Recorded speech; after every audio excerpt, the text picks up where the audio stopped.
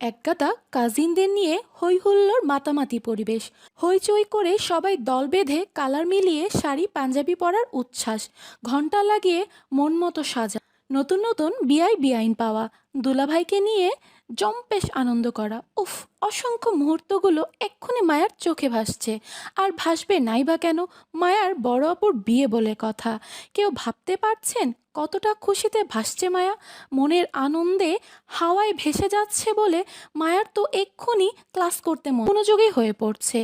এখন কি এক অবস্থা! আসলে কাল বিকেলে মায়ার আম্মু ফোন করে জানালো মায়ার বড় আপু মুক্তা ইসলামের বিয়ে। সেই জন্য আরিফ কাল রাতের ট্রেনেই বাড়িতে গেল। কারণ ছেলেপক্ষ নাকি ইতোমধ্যে মায়ার আপুকে পছন্দ করে গেছে।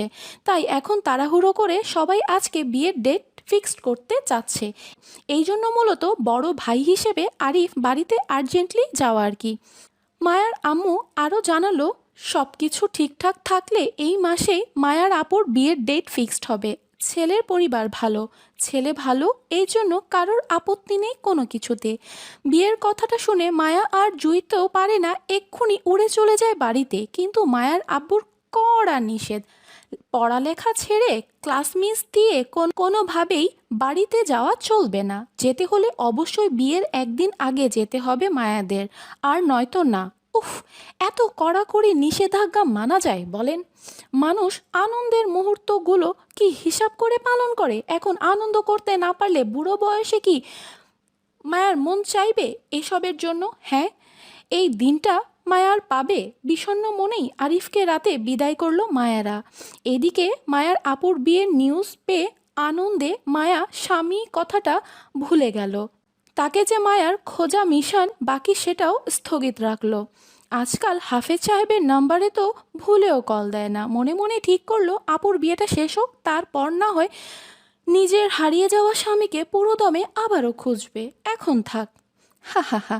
মায়ার আজও মনে পড়ে সেদিনকার কথাগুলো। মায়ার আপুর বিয়ের জন্য স্বামীকে খুঁজবে না বলে থাক কথাটার চিন্তা ভাবনাটা ছিল মায়ার জন্য চরম ভুল। এজন্য মায়া অনেক পরে জানতে পেরেছিল মায়ার এই থাক কথাটার ভিত্তি ধরেই অনেকেই কতটা হেনস্থ হতে হয়েছিল।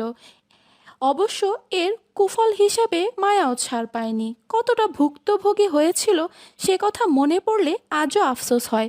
মায়াকে কত কিছুই না সহ্য করতে হয়েছিল এই ব্যাপারে, সেটা একমাত্র মায়াই জানে। উফ, কি এক ঘাড়তেরা মানুষ! মুখে কিছু বলবে আর না মায়াকে সহজে ছাড় দিবে। কেন কিছু মন মতো না হলে মায়ের সাথে ঘাড়তেরামি শুরু করবে ততক্ষণ যতক্ষণ না পর্যন্ত তার মন মতো হচ্ছে সব